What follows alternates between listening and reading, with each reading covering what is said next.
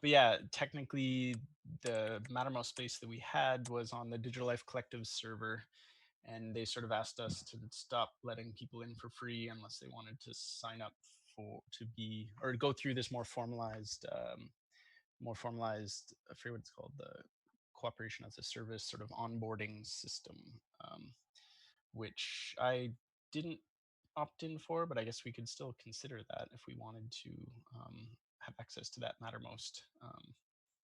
Actually, there's a bunch of, I don't know why I'm screen sharing that, but there's a bunch of recent talk as well about, between different cooperatives about this potential, if we wanted to, I think it was meet.coop, if we wanted to get off of something like Zoom and use self-hosted software there too. There's sort of recent emergent chat between cooperatives about a self-hosted Big Blue Button server that we tested in the past, but is still um, pretty good option for us to use. But yeah, it'd be cool if all these different cooperatives, including the Digital Life Collective, were to opt in to sort of help support the running of this sort of like multiple cooperative sort of spanning Big Blue Button server instead of Zoom. But and actually, in the last week in testing it, what's really cool is the breakout rooms work even better than on Zoom. You can sort of just come and go between them as you please, and you don't need to do this hacky thing where you make everyone a co-host or whatever. But I don't know. That's all that comes up for me there. I guess I could have been adding some of these things. But technically, I've created on Matrix Riot a MetaCaugs community. If people wanted to join in there, there's only me and Yuri so far, but I could share the link to here. What's neat about Matrix Riot is it's a federated system, so that we don't get this silo effect that we do, say, with Mattermost, where it's just one big hierarchical server, where the servers actually federate with Matrix Riot. So you'll see here, these are all just different communities I created. And what's neat about the communities, say here's Open Learning Commons, you can put a bunch of different rooms within a community, yet those rooms can exist in multiple contexts within multiple communities. So you don't have to duplicate your rooms. You can all just sort of, so you'll see actually the MetaCaugs room is in Open Learning Commons, but it's also in MetaCaugs as a community, if that was such a thing. So yeah, you can, and then you can invite people into community spaces. I think I pinned all this to the Telegram pinned message if you wanted to join in here. But yeah, so I've created basically space holders for different types of conversations. And yeah, I as well recently was thinking we're probably already to the breaking point of a singular Telegram channel for all the types of things that we want to talk about in MetaCaugs. So maybe at some point we want to move it into a more spacious container. The other pattern that might not have been obvious is I also created a curation channel for MetaCaugs, where if you uh,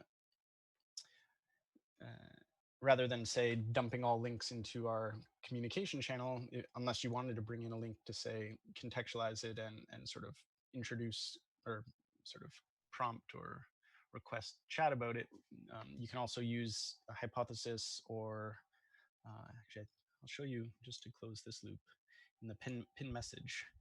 Most of this is documented how you would add something to the curation channel. So you can use either a refined tool or hypothesis or Digo are all ways to sort of bookmark a link into a shared stream, basically.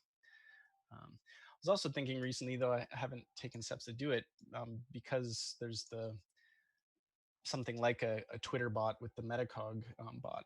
We could transform that rather than just being a fully automated bot into a bot that's basically just tweeting out all the links that we're sharing to each other, which would be kind of interesting, I think. But I don't know. Now I feel like I'm rambling, and maybe we should go back to um, seeing what sort of format we want to take on, But rather we than still me haven't done all just. the check-ins. We haven't heard from Michael and Joshua and Kalia and Kayla. And Martin, I don't think Martin's done his check-in either. No, no, I haven't. It's Martin. Hi. I'm lurking here behind the camera somewhere. Yeah, I won't make it long. I was technologist, speaking from the west coast of Ireland, but a Brit by upbringing, and led here under the stewardship of Lauren and Charles originally. So I'm pretty well a newcomer, but yeah, there's just lots of richness discovered already, and it's marvelous. Yeah, yeah. Thanks.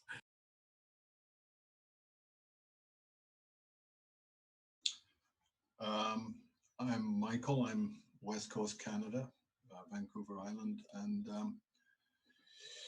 yeah, it's exciting times. Network systems popping up all over the place. Interesting times. Having fun.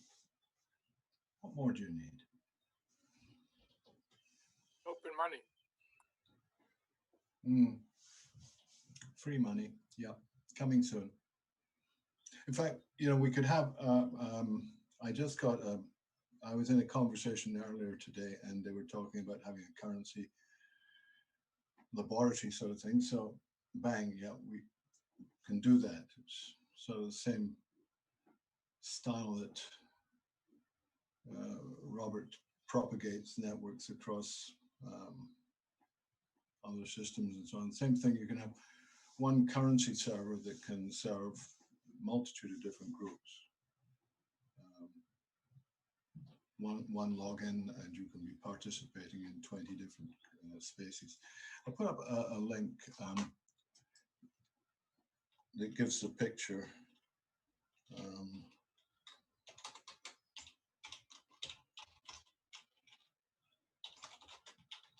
I think it would be nice if we could participate in complementary currencies and have our own wallet for those instead of just blockchain tokens.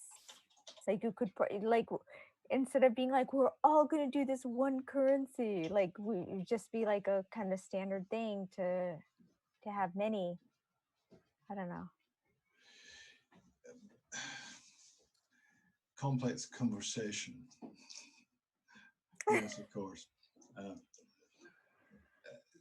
But there's nothing wrong with keeping score on a scratch pad somewhere if it doesn't matter